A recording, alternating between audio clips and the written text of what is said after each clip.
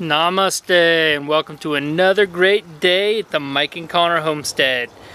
I'm going to do some discussion about fish a little bit more in aquaponics, and I wanted to also talk about heating without electricity in a greenhouse, something I've researched a little bit in the past and felt it was worth making an episode about. So recently I've had a few issues with my goldfish. I go to PetSmart, I'll buy like 50 or 60 of the cheapest goldfish they have at 10 cents a pop.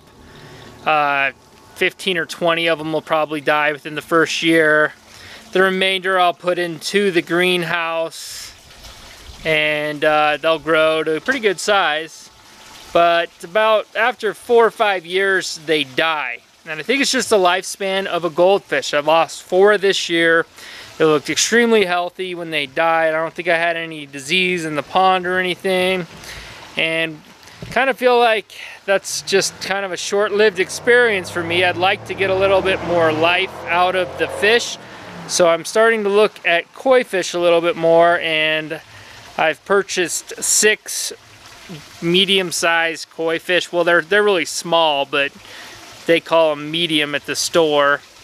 I got some really nice, kind of a gold silver color with some black on them. Not orange, but really good looking fish. And then I bought some black, white, and orange speckled. I got 4 of those. So those will live 30, 40, even 50 years. They'll get huge. They have a pretty decent resale value.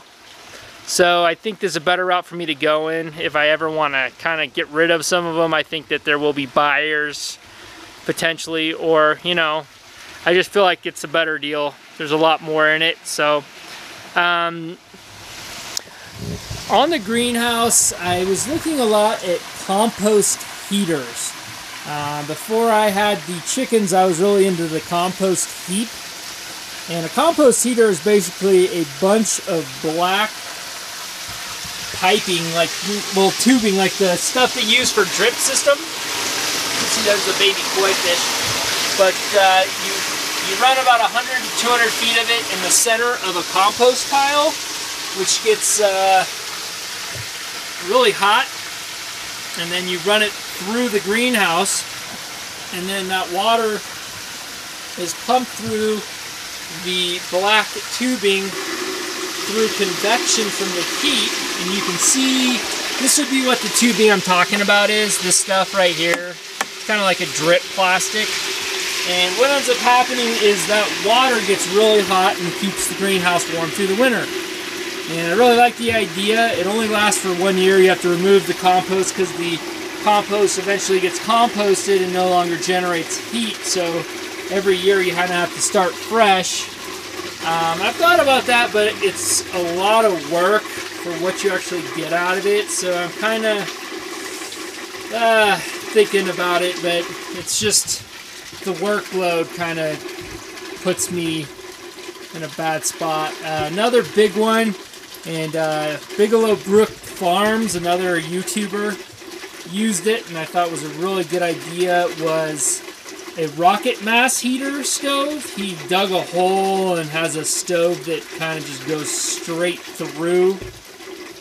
Pretty amazing stuff. He has to keep wood in it through the winter though, and I don't want to come out in the winter and feed wood to my greenhouse. I think that's just obnoxious that I'd ever have to do something like that. So kind of counted that one out as well. And plus you got to chop a ton of wood, more so than you would just to burn out of your house. So I didn't really think that was a great idea as well. Another one that I thought of that I think would be the best of them all is to use a pool pump and run it through kind of like a radiator solar panel system to where the sun heats the water, but then you're running another pump, and I don't really want to do that either. So all of those are kind of decent ideas that I've thought about that I really kind of decided I don't want to do.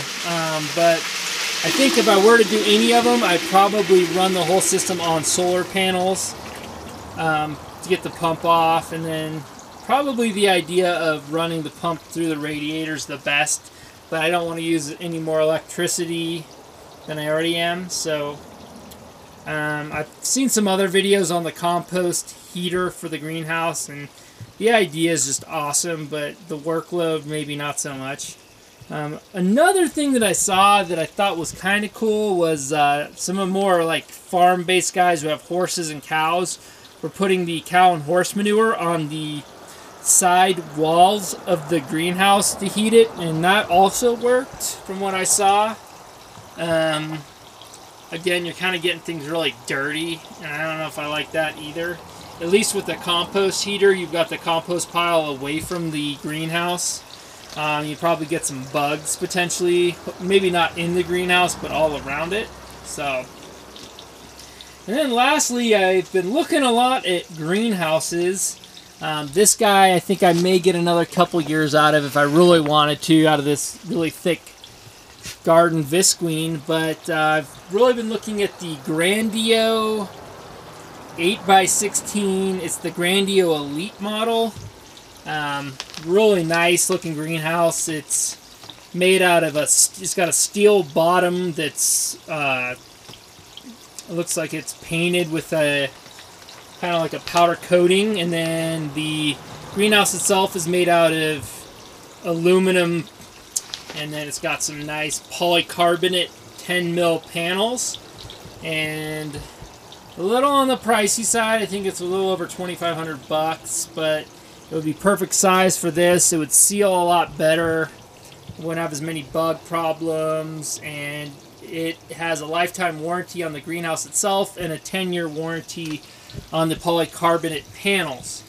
So I'm probably going to pull the trigger on it at some point. They're on sale right now, and it was the nicest one out of all of them that I've seen by doing my research. So stay tuned for that. I may end up doing that. We'll see.